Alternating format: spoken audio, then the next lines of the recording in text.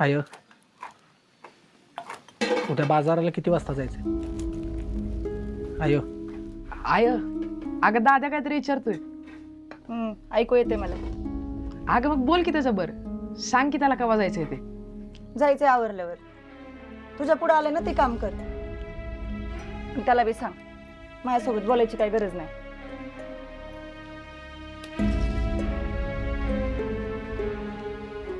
रेशमे, पहिला कानावला मला खायला द्याचा, नाहीतर तुझ्या कानाचाच कानावला बनवीन बघ. तुला काय भांडणं सोडून दुसरं काही येत नाही का रे? अहो नुसतं बोलायच्या कामाचा येतो. तुम्ही ग बसा रेशमा वहिनी. वहिनी मस्करी. हा नको लय नाराज आहे.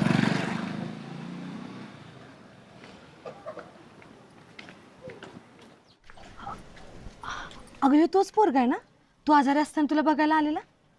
हो, अभिजित पवार. हा अबे अरे हीच तीच पोरगी आहे ना, 4 पेंड्या भाजी घेतलेली. तीच.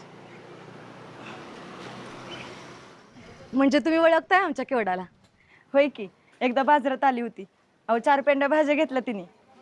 लय मदत झाली बघा. आमची केवडा आहेच गुणाची. गावात कुणाला बी कसली बी मदत लागली ना तरी घरातनं नेऊन दिला अशी आहे बघा. हो चांगलं आहे की, मग ज्याच्याकडे आहे तेच देतं बघा, ज्याच्याकडे नाही ते कुठून देईन. खरे तुमची झाली का समधी खरेदी? वाईट झाली या, थोडी राहिली. आमची तर झाली बघा सगळी खरेदी. हिलाच कपडे घ्यायची होती ना म्हणून आलो होतो. तुमचं एक बरं आहे बघा, गावातच घर आहे म्हणल्यावर कधी बी यायचं. आम्हाला जरा डोंगरावरनं यावं लागतं ना, त्यामुळे राहिले थोडं. होईल की, किस्ता टाइम लागतोय त्याला. बरं आता आलायच नाही इथपर्यंत तर घरी फराळाला चला. केवढा कधीपासून मागे लागल्या. आब्या आणि त्याच्या आईला आपण घरी फराळाला बोलूया म्हणून. अहो नाही नको, इथं बोललं तेच लय झालं. आमची गाडी जाईन. हवा मी इथंच राहतो. गाडी असत तर माघारी पण याल.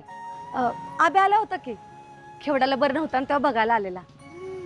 कुणी आलं नाही पण तेव्हा आला बघा. लय गुणाचं पोरग आहे. नाही नको, एस टी येईलच आता. येळे आहे अजून नाही, म्हणजे इथं जाधव इथं राहतात तरी येऊया की बघू. हां पण तुला कसं माहित?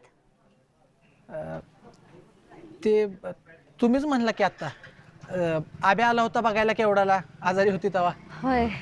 त्या दिवशी आब्यानं सांगितलं होतं. आय जाऊयात ते. चला की, एवढा कसला विचार करताय? एवढ्या वेळात फराळ खाऊन झाला पण असता बघा. चला. होय. या.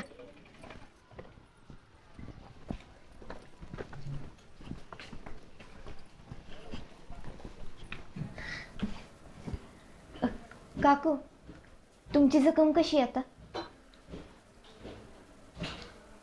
हाताची बरी आहे आता.